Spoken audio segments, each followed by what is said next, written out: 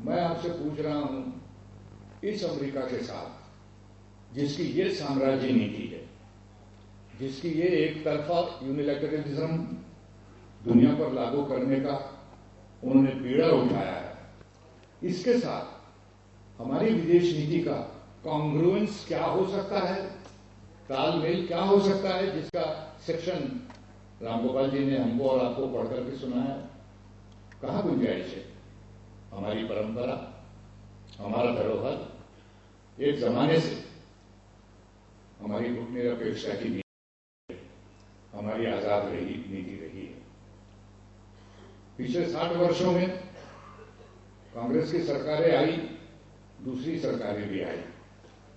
अनेक बातों में उन सरकारों से हमारा विरोध रहा, हम उनसे टकराते रहे, लड़ते रहे, जन आंदोलन करते रहे। एक बात पर बहुत बड़ी लड़ाई करने की कभी आवश्यकता नहीं हुई, वो थी हमारी विदेश नीति। उस विदेश नीति पर राष्ट्र के अंदर में एक आम सहमति थी। आज वो तुम बदल दोगे और एक नया विदेश नीति का फलक्रम बनाओगे कि जो फलक्रम होगा इंडो यूएस सहमति, भारत और अमेरिकी के बीच में समझौता, कदम ब कदम अलग अलग क्षेत्र में, कृषि क्या, उद्योग क्या, नॉलेज क्या, हमारी अखबार क्या, मीडिया क्या, सारे क्षेत्रों के अंदर में आप प्रवेश करने की कोशिश कर रहे हो। बाकी रह गया था रिटेल ट्रेड, उसको भी आपने नहीं बख्शा, वहां भी आप प्रवेश करने की कोशिश कर रहे हो। और कहीं अगर भारत सरकार ने कहा कि रिटेल में नहीं घुस सकते, तो एक नया नाम आपने आविष्कार किया, कैश एंड कैरी में हम चले जाएंगे। जब भारत सरकार ने कहा कि सिर्फ तुम आकर के नहीं चलेगा, तो फैसला कर लिया कि एक भारतीय बुर्खा भी पहनाया जाएगा। तो वॉलमार्ट के साथ मित्तल का समझौता हो गया। ये तमाम बातें आप करते चले जा रहे हैं, धीरे धीरे कदम ब कदम आप उधर जा रहे हैं। और हमें खतरा ये है कि अंततोगत्वा आप जाकर के उस धृतराष्ट्र आलिंगन में शामिल हो जाओगे जो अमेरिका का आलिंगन होगा। हमें कहा गया है प्रधानमंत्री जी ने, न्यूक्लियर रिनाइसेंस के युग में हम आ गए हैं। और उस मीडिया ने, जिसकी व्याख्या मीडिया की एक्सपर्ट सीमा मुस्तफा ने हमारे आपके सामने किया, उन्होंने कहा कि एक बार फिर लेफ्ट और ऐसे लोग they are going to miss the बस।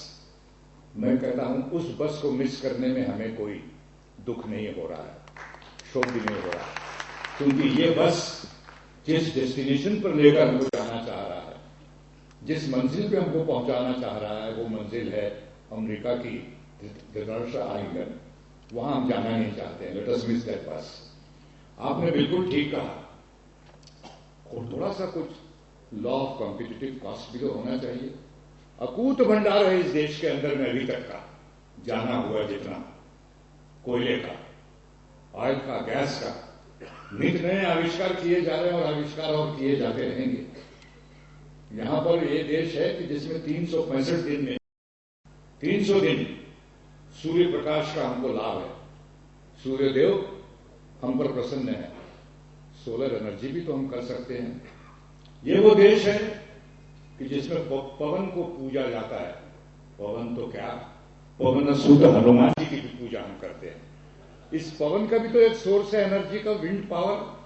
और फिलहाल जो विंड पावर से हम एनर्जी तैयार कर रहे हैं, बिजली, वो जितने एटॉमिक एनर्जी से तैयार हो रहा है उससे कहीं कम नहीं है, उससे ज्यादा ही है। इतना सारा सोर्स होने के बावजूद, कन्वेंशनल हो, नॉन कन्वेंशनल हो, जो रिन्यूएबल नहीं वो हो, जो रिन्यूएबल है वो हो, इस वहां तक पहुंचने में, एनर्जी सिक्योरिटी तक पहुंचने में क्या देर है? प्लानिंग की से जरूरत है, संकल्प की से जरूरत है, विल पावर की जरूरत है, और सरकार हमको वहां तक लेकर के चले। ये सब जुबान हमको न दिखाए तो न्यूक्लियर पर चढ़कर, न्यूक्लियर एटम पर चढ़कर के ही हम वहां तक जाकर के पहुंचेंगे, ये हमको कहने की वो कोशिश न करे। इसलिए मैं आपसे कहता हूं कि इस देश की संप्रभुता की रक्षा के लिए, इस देश की फॉरेन पॉलिसी की, अपनी स्वतंत्रता है उसकी रक्षा के लिए, इस देश में वाकई में सचमुच एनर्जी सिक्योरिटी हासिल करने के लिए और इस देश की आजादी की रक्षा के लिए हम तैयार हो, लड़ने के लिए तैयार हो। मीडिया ने एक चित्र खींचने की कोशिश की, मैं विशेष रूप से निवेदन करना चाहूंगा आपके सामने। बताने की कोशिश वो कर रहे हैं कि मानो ये एक स्टैंड ऑफ यूपीए और लेफ्ट के बीच में है। मैं समझता हूं कि ये चीज का माहौल उड़ाना, ट्रिवियलाइज करना है। It is not a question of stand off between the UPA और the government and the left supporting party.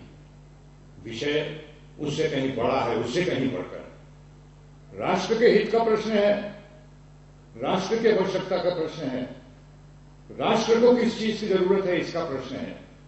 और मैं कहता हूं अगर किसी चीज का कन्फ्रंटेशन है, कोई अगर विरोध है, विरोधाभास भी है और संघर्ष अगर है तो वो है राष्ट्र के हित की सुरक्षा हम करेंगे या इस इंडो यूएस न्यूक्लियर डील के पीछे हम अपना स्वतंत्रता और अपनी सारी चीज को बलिदान देंगे।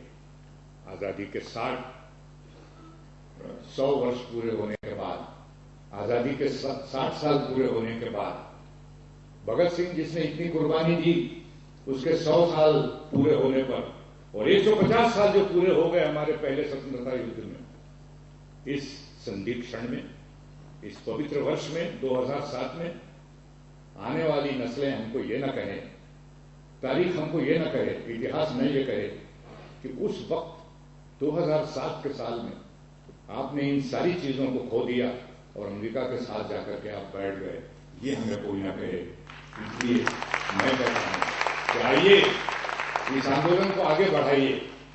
आपको, हमको, सबको जो इस चीज को समझे हुए हैं और जितना तथ्य हमको विद्वानों ने दिया है, दिग्गजों ने हमको दिया है, वो सारी चीजों का इस्तेमाल करके गांव-गांव में, शहर-शहर में, बस्ती-बस्ती में लोगों के सामने, लोगों के बीच में जाकर इस चेतना को हम फैलाएं और जनता को खड़ा करें, क्योंकि वही एक आखिरी शक्ति है जो हमारी डेस्टिनी, हमारा भविष्य और देश का भविष्य तय करेगा। ये मेरा विश्वास है। इन शब्दों के साथ मैं अपने बात को समाप्त करता हूं। Thank you, Comrade Bhagwan. The last speaker is Comrade Prakash Karat, General Secretary, CPIM.